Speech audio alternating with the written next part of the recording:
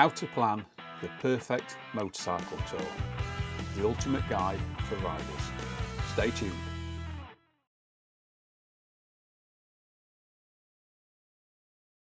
So there's nothing quite like a motorcycle tour.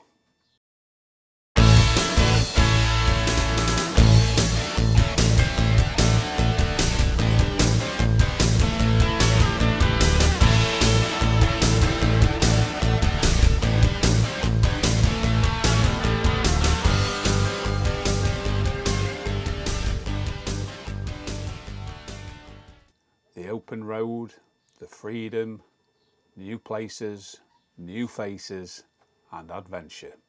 But a great motorcycle tour rarely happens by accident. Good planning can turn a stressful ride into a memorable occasion.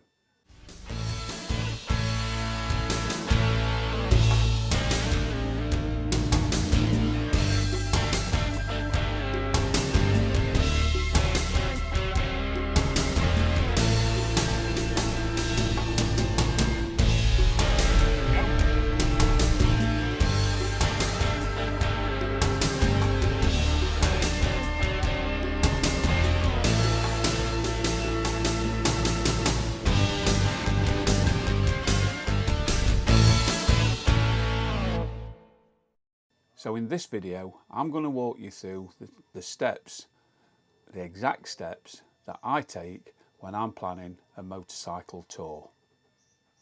From the very beginning, the thoughts, the ideas, down to planning the actual route. From choosing routes and daily mileages, to accommodation, fuel stops and group riding considerations.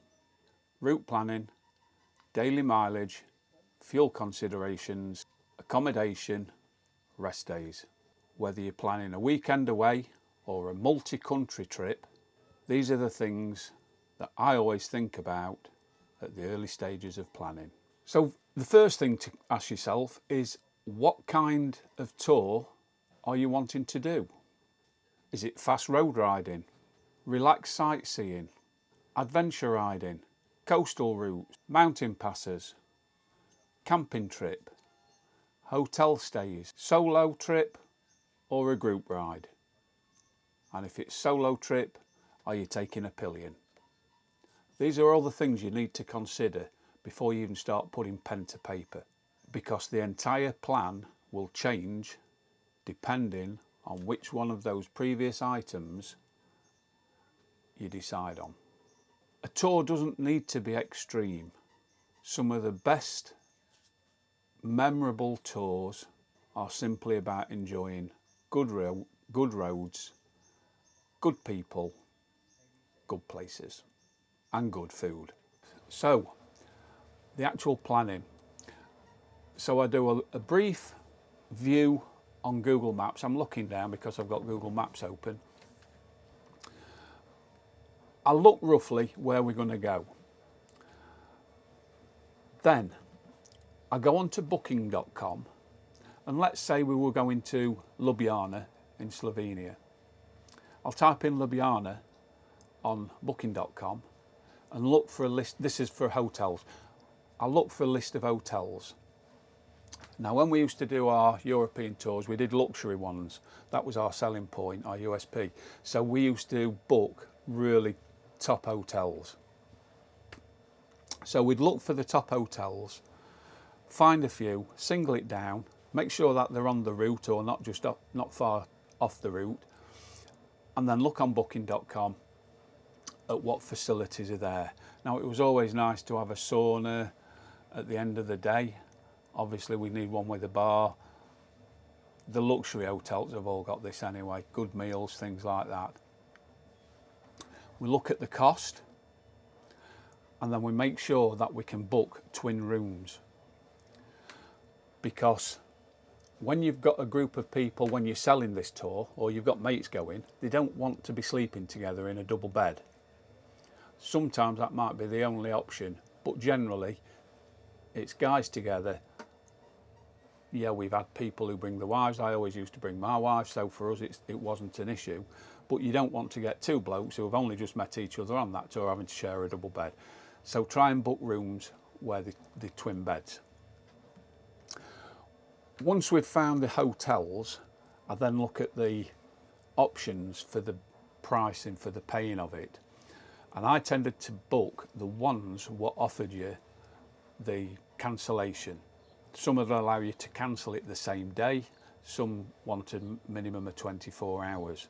Now that's important, because if you get a breakdown, then you can cancel that room. And for instance, we did a tour, we was over the Stelvio Pass, one of the guys' clutches burnt out going up the Stelvio Pass, and he had to get his bike shipped back to the UK.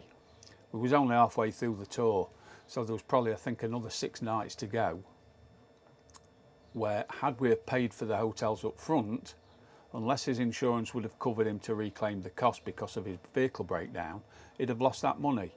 Because we did it on booking.com and we paid the few pound extra for the cancellation rights, then we just rang up and cancelled his spot.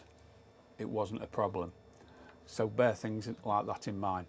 So I booked the hotel, and for this example I'm just going to go from here to here. We've got the hotel, we've got the destination. What I then do is zoom in to Google Maps and I look for biker friendly roads, not main roads. We want twisties, mountain passes, things like that.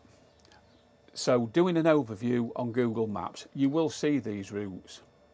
Now if it's an area where you've got Street View, get your little man, drag him into Street View, onto the road, and you'll see the type of road it is. On the overview it might look like a fantastic road, but then when you get onto Street View it could be a gravel track with massive potholes and stuff. And if you're doing your tour on a road bike, you don't want that type of surface. So it's brilliant tool, Street View, to go along that road and see. Check out the route all the way along there and you've got one of your routes. And just continue to do that around. When I've done that in Google Maps and Street View, I then go into Basecamp and then I plot in all the waypoints, and I do quite a lot of waypoints, so that if you come off the route when you're actually riding it for real, it will navigate you back to your main track. If you only put a waypoint in, say at the beginning, a third of the way, 2/3 of the way, and then at the end, and you have to take a diversion, it's just going to reroute it totally, and you might miss that section of road what you wanted to ride. Whereas if you put every 5 miles a waypoint in, yeah, you're going to use up a lot of waypoints. You've got to make sure your system can handle that, but it will keep that route once it goes into your sat nav, once you've exported the routes. Now what I generally do is for each day I will export one route. So from Hotel A to Hotel B, that whole day for the routes we're going to take will be one route for the sat nav. I'll label it, let's say, I don't know, Paris to Milan. That'll be the title I save it as, and then I number them for the days. So when I get up in the morning, I can switch the sat nav on. I know we're going from Paris to Milan today. Click on that one. I've got my route in for the day. Also on there, because of Street View, I will have factored in where all the fuel stops are. I will have highlighted them in the sat nav, so we know where we're going to stop for fuel. I'll highlight any photo opportunities, places we're going to stop for taking photos, places we're going to stop for meals. That all goes into the sat nav. On that planning, I'll look at the distance we're going to travel, and I will allow us the full day to do that. If we're going to stop at an attraction, for instance, where we can do a photo shoot, have some lunch, we'll look at the time when we arrive, and then we'll decide how long we're going to stay there for. It might be that we can have a couple of hours there. It might be that we've only got an hour there. so that we arrive at the hotel in plenty of time to enjoy the destination where we're going. The following day might be a rest day, so if we get there a little bit later than planned, it doesn't matter. If we get there earlier, that's a bonus. But that's things you got to do.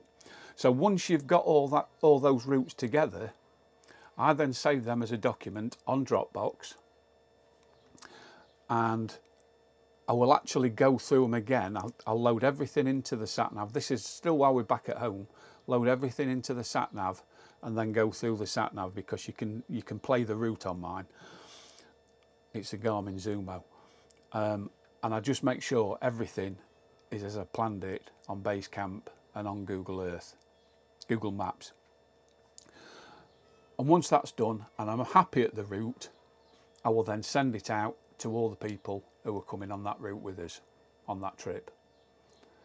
And they can do the same. They can check it themselves, they can have a look at it, and it builds the excitement a little bit for them, but it makes me 100% happy that the route I've planned is going to work, taking out any unexpected incidents, accidents, diversions, etc.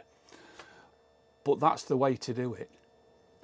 I've found over many years of doing this that that's one of the best ways, and it's enjoyable to do it. And if you've not got Google Maps, if you've not got a computer, yeah, you're going to struggle a little bit to do the route on your sat nav, but you can do it the old way by maps.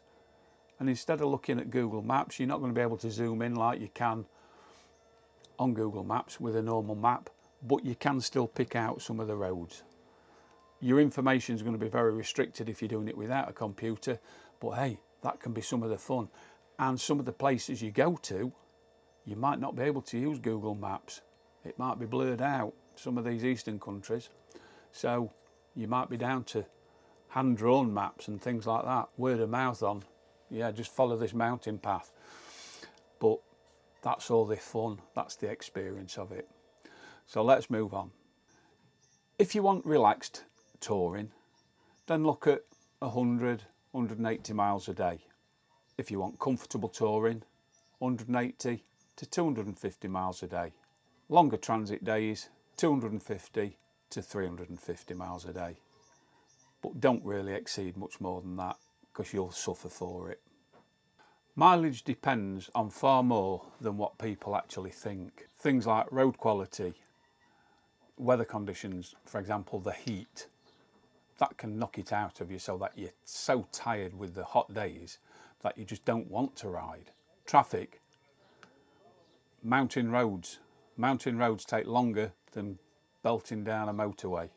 Border crossings, we've been through border crossings, I think it was from Slovakia into Hungary or Hungary into Slovakia. The border crossing was literally 5 minutes. I know of other people who did the same crossing and they've been sat there for over an hour. So you've got to take that into consideration as well. Some might take you all day, some might just take you a couple of minutes. Luggage, the amount of luggage you're carrying. If you're carrying loads and loads of luggage, you're going to be riding slower. Passenger comfort. If you're carrying a pillion, they might not be as comfortable as what you are sat at the front of the bike, because in a pillion position, you've not got that much room to move about. Not like you can on the bike, on the front of the bike, where you can stretch your legs out, use touring pegs, things like that, change your grip slightly, your arm position. When you're a pillion and you're sat on the back, you're more or less in one position the whole time. So they might want to get off a little bit sooner than you do. And if you're riding with a group, you've got to take into consideration the group riding pace. On our tours, we always used to ride to the slowest, to the least experienced, because the last thing you want to be doing is pushing them, which might cause them to have an accident, and that's the last thing you want. And if you're doing shorter mileages, you're better off arriving early and enjoying the place, seeing some of the sights, than arriving late and not seeing anything. And an example here, we was doing a tour, where was we going? I think it might have been down to Croatia to the hog rally. So there was quite a few bikes. I was leading it, and we was going down the A1 just near Peterborough, and I had a rear tyre blowout. I'd just had new tyres on the bike, and I got a puncture on a bend. Back of the bike started going, tyre blew out, rapid deflation, and that was £500 for a new tyre. Now, I was on a Harley Davidson at the time. I rang the Harley dealer up where I bought the bike. I'd not had it that long, and they looked on the computer. They've got like a central database, and the only tyre for the bike was in Wars in central London. That was the only tyre in the country. They rang Wars up for me, and apparently that tyre had been promised to one of their other customers.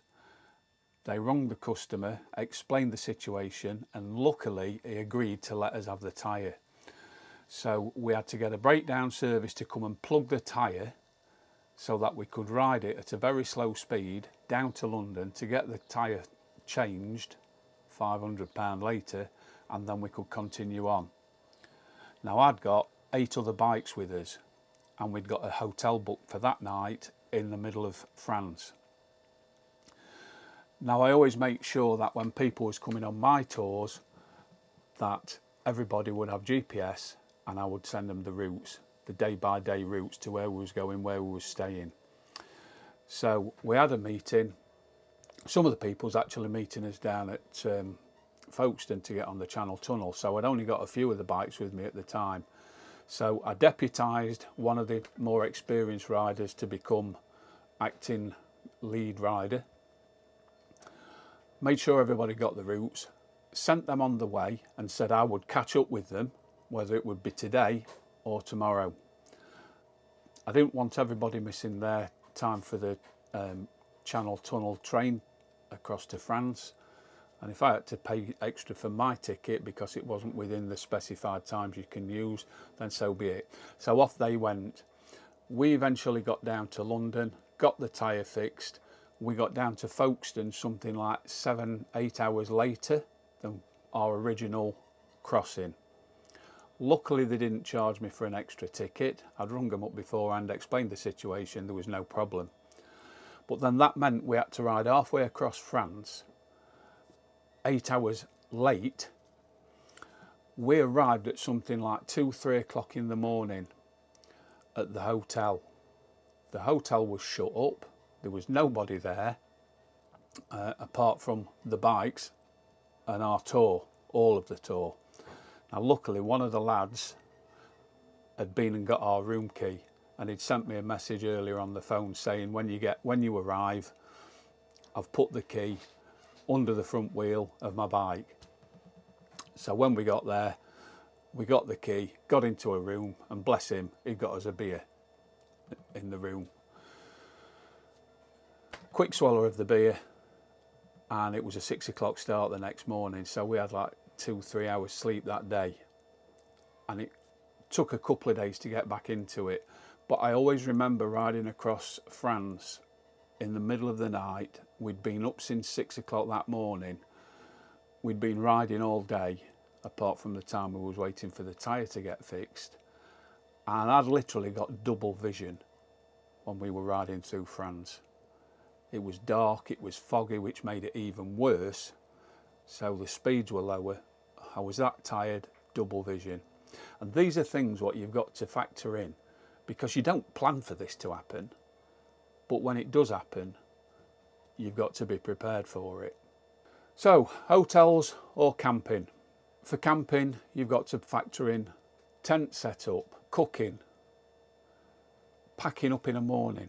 It all takes time. In a hotel, you unpack your bike, you go into your hotel room in the morning, you pack your bags, you load your bike up, you're away. Hotels are quicker, you can get more rest in a hotel, you're probably going to get a better meal in a hotel, and you've got the option of having a few beers if you want. Also, if you've got wet gear, it's easier to dry it in a hotel than it is in a tent. If you've got wet gear in a tent, you might have wet gear for quite some time. Also, the people who you're going with might not want to stay in hotels. and vice versa. I've had somebody who used to come on every tour what we did, but the day I mentioned that we were staying in a tent, he didn't want to know. He wanted to come on the tour, and he even said, can I stay in a guest house? But that wasn't practical because we was doing wild camping. We actually did the Green Lanes from one side of England to the other side, nearly all through Green Lanes, so it was like an adventure weekend. So there wasn't going to be any guest houses nearby. So he missed out on that because he wouldn't sleep in a tent. But hey, that's his prerogative. If he's not into camping, he's not into camping. But this is some of the things you've got to take into account. If you're going to do hotels and camping, are you sure everybody wants to do that? The advantages of camping: it's cheaper, it can be more flexible, it adds a little bit more of an adventure, especially if you're doing some wild camping, and you can get to some amazing locations. Hotel advantages: proper rest, nice hot showers, meals, bar, nice bed. The thing is, both types of tour can work brilliantly as long as the people on that tour are up for whatever tour you're wanting to do. So speak to the people you're booking it for. If you're a commercial business and you're doing the tour, then you already know you're going to book the tour and you're going to sell tickets, sell places on the tour.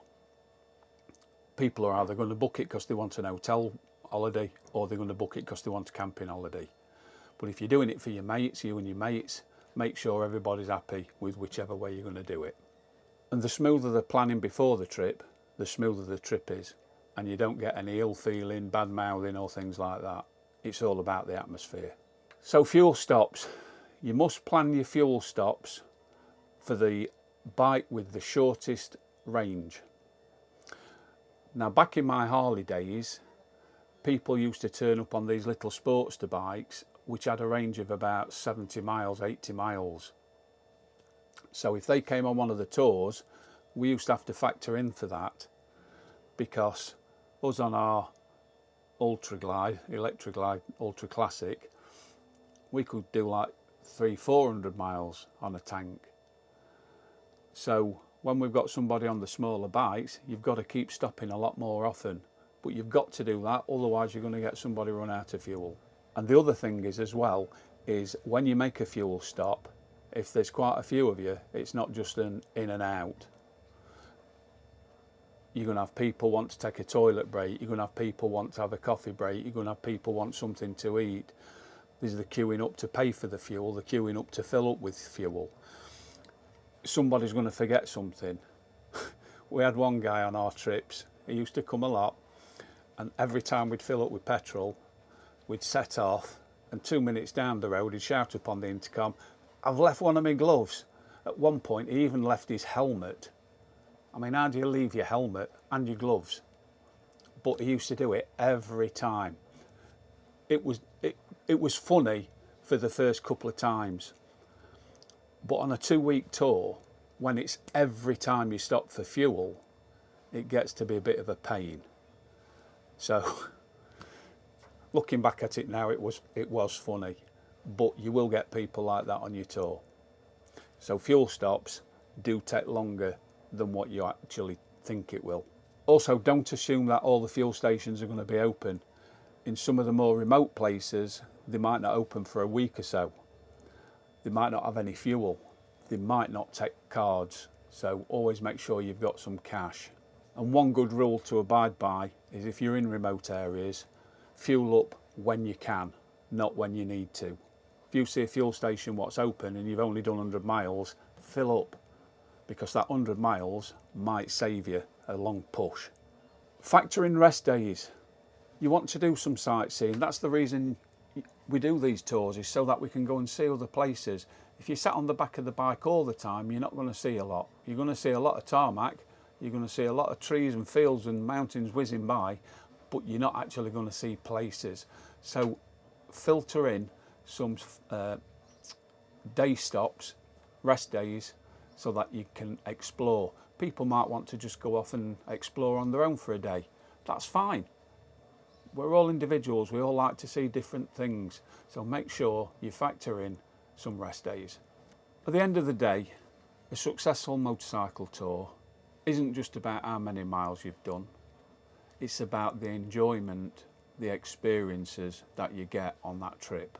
It's about enjoying the roads, the scenery, the people you meet, and the stories you bring home afterwards. So plan carefully, stay flexible, and leave room for adventure. If you found this video useful, hit that subscribe button, give us a like, a thumbs up. We've got plenty more touring tips, safety tips, riding tips to come in the coming months. And in the comments below, let me know, what's the favourite tour that you've been on? Was it a solo trip? Was it a group ride? Was it an organised trip? Let me know in the comments below. Love to hear from you. Well, that's it for this episode. Hope you found it useful. See you next time.